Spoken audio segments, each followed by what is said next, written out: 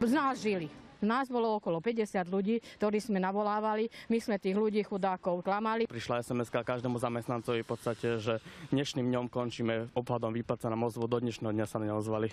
Ľudia svoje peniaze nedostali, po šéfstve sa zľahla zem. Akože je tam nejaká adresa, ale tam není sú. Že dostaneme všetky potrebné výplaty, podklady k tomu, aby sme vedeli spraviť daňové priznanie a nič, zatajujú sa. Vyzerá to tak, že šmejdi oklamali i svojich. Úplne to isté, jak to bolo v telke, hlavne tie šmejdi. My sme verili, že to není ono, lebo oni nás presvedčovali, že to není ono. Že normálne zatvorili do miestnosti, nepustili ich von, obedy nedostali. V tých horúčavách niekedy boli bez vody. Aj nás klamali, aby sme my ďalej klamali ľudí. My sme telefonovali ľuďom so zámienkou s tým, že ich voláme na zdravotné vyšetrenia a vlastne jednalo sa tam o predajné akcie. Pátrali sme teda po firme, v tejto budove v Nových Zámkoch majú stále na zvončeku názov. Spoločnosť dala výpoveď k októbru minulého roku. Všetky záväzky si riadne plnili voči našej spoločnosti. 16. januára firmu vymazali z obchodného registra, zavolali sme bývalému konateľovi, telefón mal vypnutý, spojili sme sa s bývalou účtovníčkou. Peniaze za mesiac december, všetci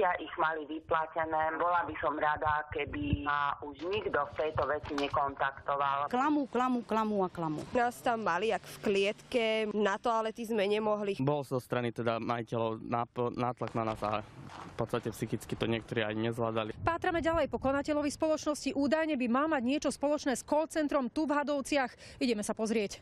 V budove funguje iná telemarketingová spoločnosť, vraj pre maďarskú firmu. Pán hovoriaci po slovensky na chodbe vraví, že bývalého konateľa pozná, ale oni sú celkom iná firma. Pán hovoriaci po maďarsky už vraví niečo iné. Informácie sú hmlisté. Pátrame ďalej, hľadáme niekoho, koho by sme sa na peniaze ľudí mohli spýtať. Zástupcov spoločnosti, ktorá týchto ľudí nevyplatila, sme hľadali aj na adrese v Komárne. Nikoho sme tu nenašli, vraj si sem chodia len pre poštu.